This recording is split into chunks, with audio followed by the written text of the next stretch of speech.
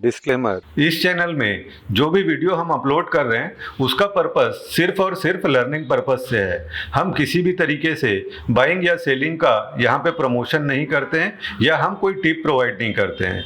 ये सिर्फ और सिर्फ लर्निंग पर्पस से ही है। वेलकम फ्रेंड्स, आज का जो हमारा डिस्कशन है ना, इसमें पोजिशनल लेके जा सकते हैं। इसके लिए RSI का सेटिंग एक बार देख लीजिए। RSI को हमेशा हायर टाइम फ्रेम पे यूज़ करना, इंट्राडे में 1 मिनट के कैंडल में 3 मिनट में नहीं करना। अगर करना भी रहेगा वर्स्ट केस तो आपको 5 मिनट में ही कम से कम करना है ना। बहुत छोटे टाइम फ्रेम पे वो अच्छे रिजल्ट नहीं देगा।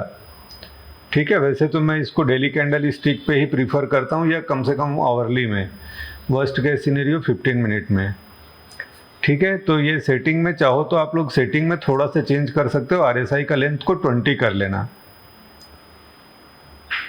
ये स्क्रीन शेयर्ड है ना?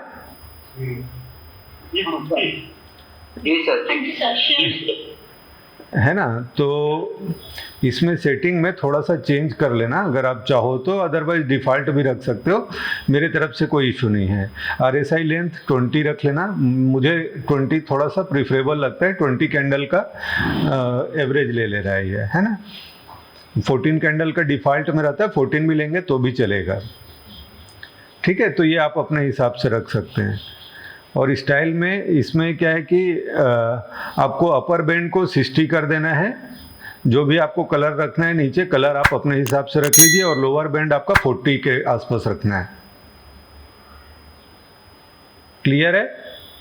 Yes sir. और टाइम फ्रेम कोशिश करना कि वर्स्ट के सिनेरियो अगर छोटे टाइम फ्रेम पे यूज़ भी करना है तो मिनिमम 5 मिनट का टाइम फ्रेम यूज़ करेंगे, है ना। उससे छोटे टाइम फ्रेम पे RSI यूज़ नहीं करना, रिजल्ट खराब आएगा, वो कंफ्यूज ही कर देगा।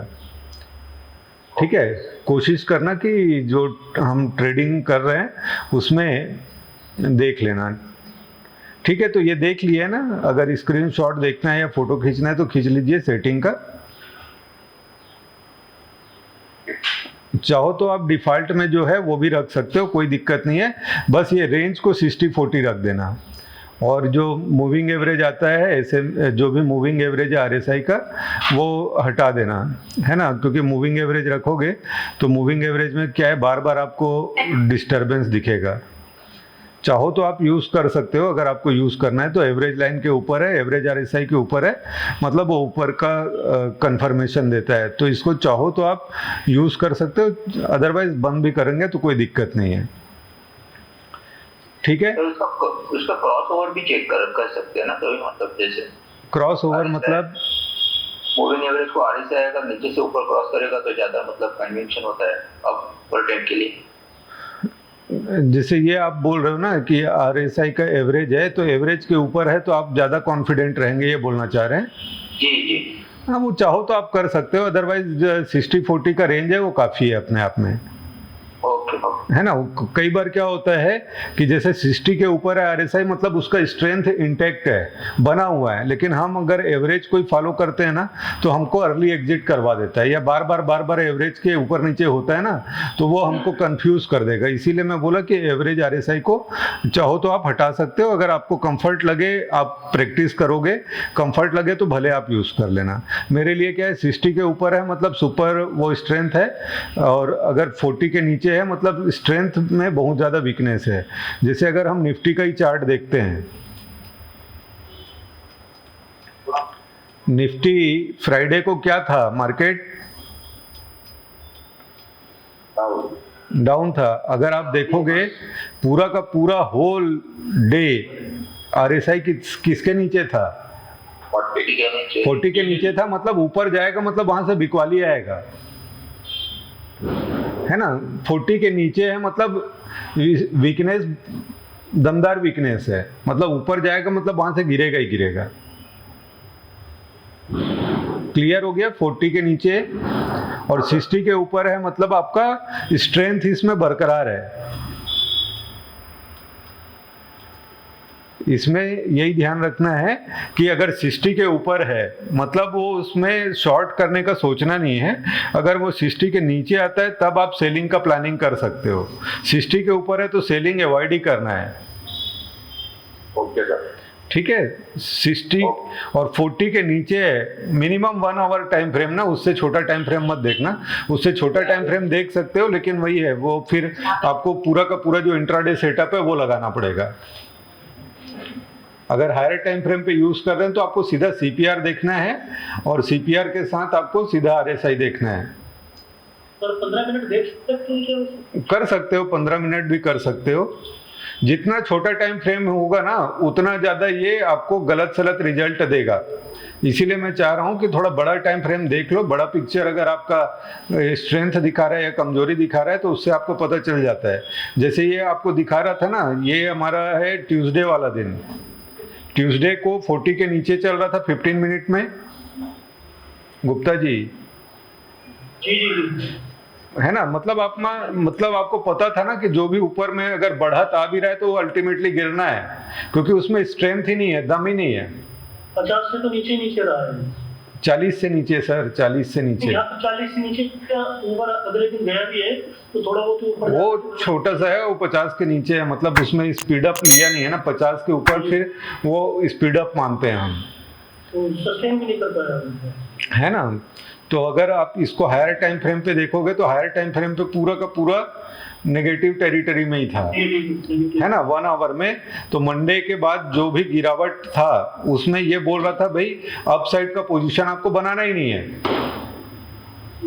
है ना। गलती क्या करते हैं, आरएसआई में क्यों दूर रखा था, क्योंकि लोग क्या करते हैं इंट्राडे में 1 मिनट के चार्ट में आरएसआई देखने लगते हैं, इसीलिए मैं उसको अवॉइड करवा रहा था, है ना। ये हायर टाइम फ्रेम पे आपको बड़ा पिक्चर दिखाएगा। बाकी आपको एंट्री एग्जिट के लिए तो वीवेप, डेज ओपन, सीपीआर और विक्स लेवल, आप चाहो तो विक्स लेवल, है ना। तो जैसे आपको कमजोरी का पता है, जैसे यहाँ पे देख पा रहे हैं गुप्ता जी, कमजोरी है, पूरा का पूरा कमजोरी था, 40 के नीचे स्ट्रेंथ है, मतलब बढ़ने का संभावना नहीं के बराबर है।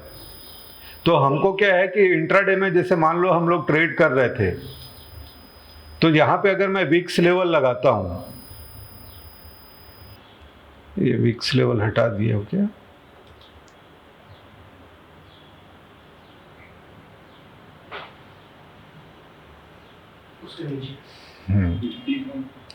विक्स लेवल लगाता हूं तो हमको ये पता था ना कमजोरी था, तो जैसे विक्स लेवल के पास पहुंचा है हम शॉर्ट कर सकते थे ना इनिशिएट। यहां पे आप देख रहे हो ये विक्स लेवल के पास पहुंचा है, नीचे से ऊपर बड़ा मुंह दिया है, ठीक है, नीचे से ऊपर बड़ा मुंह दिया है, विक्स के पास पहुंचा है, लेकिन स्ट्रेंथ इसमें था ही नहीं।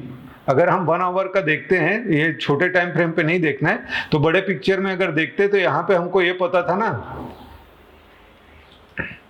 कि यहाँ पे स्ट्रेंथ है नहीं, है ना। तो हमको एक अंदाजा लग जाता कि यहाँ पे हम अग्रेसिव अपोजिट ट्रेड ले सकते थे। छोटे टाइम फ्रेम पे मत देखना, छोटे टाइम फ्रेम पे आप कंफ्यूज हो जाओगे, क्योंकि छोटे टाइम फ्रेम पे ये ऊपर भी दिखा रहा था ना, ऊपर जा रहा है जी, है ना। इसीलिए बोला कि इसको कोशिश करना 1 आवर का मिनिमम टाइम फ्रेम यूज करिए जब भी आप ये आरएसआई का यूज करेंगे।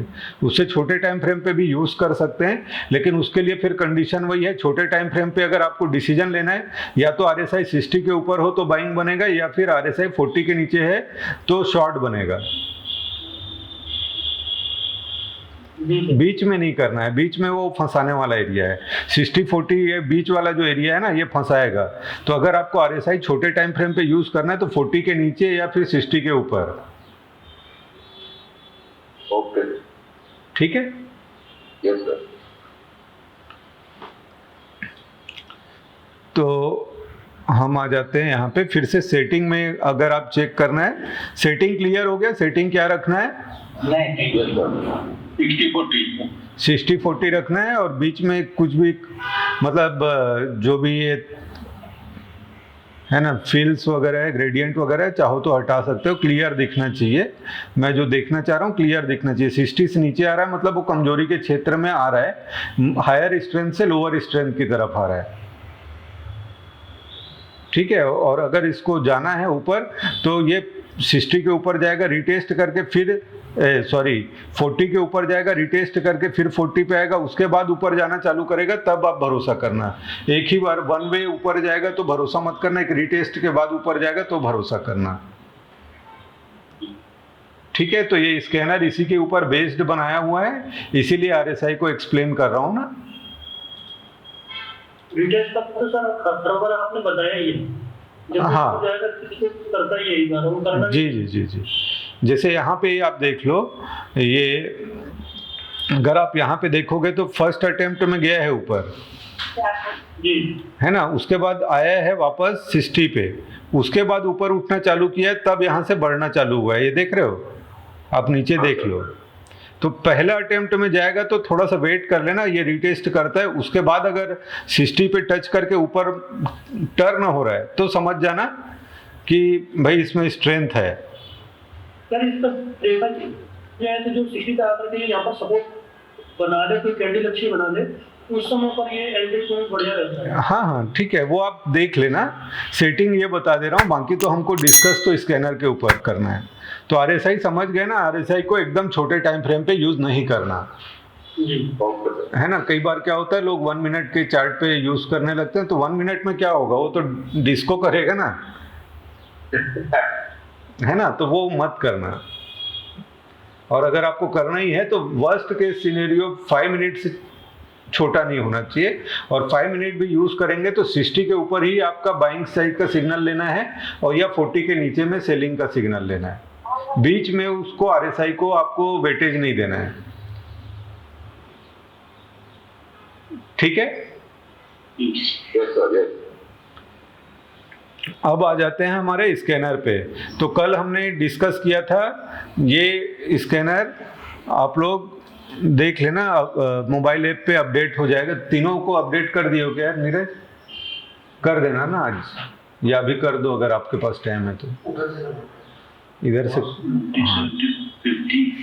हाँ, ये वैसे है monthly RSI greater than 70, weekly RSI greater than 70 और डेली आरएसआई क्रॉस अबव 50, है ना, ये है आपका।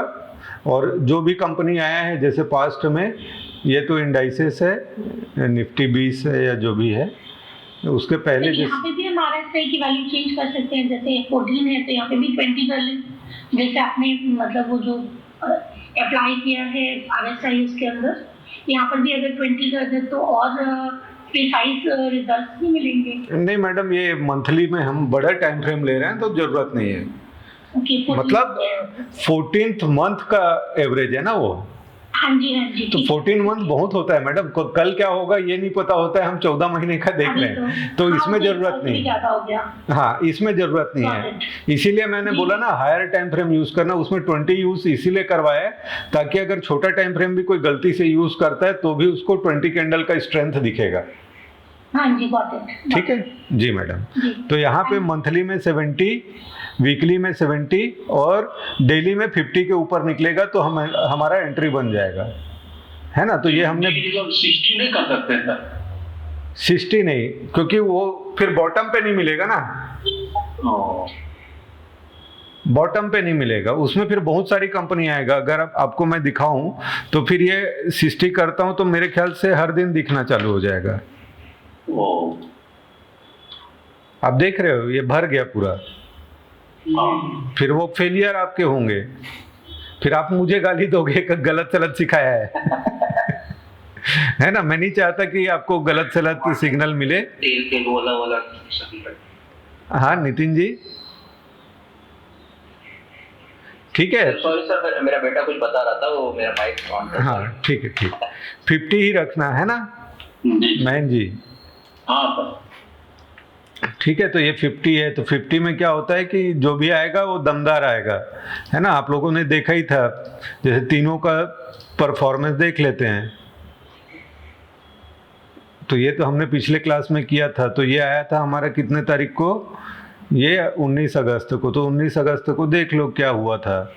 ये 19 अगस्त बॉटम पे ही पकड़ाया ना ये कैंडल, है ना। तो यहाँ पे आप देख लो 19 अगस्त को आपका एंट्री होता तो आपका यहाँ पे करीब 3 दिन के अंदर ही आपको 32% का अपमूव मिला है।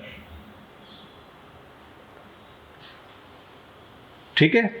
और जैसे ये पारादीप फास्फेट, ये भी 19 अगस्त को है, तो आप देख लीजिए एग्जैक्टली बॉटम पे मिला ना। यहीं से अब ट्रेंड स्टार्ट हुआ है। ये भी देखोगे तो 4 दिन के अंदर 12-13% का मूव है। अगर हम सिर्फ इतना ही फॉलो कर लेना और ट्रेडिंग इसके अलावा ना करें तो भी हमारा बात बन जाएगा। जैसे डाटामेटिक्स है, तो डाटामेटिक्स में भी देख लो कितने तारीख को है, 19 तारीख। कहाँ पे मिला हमको? बॉटम पे मिला।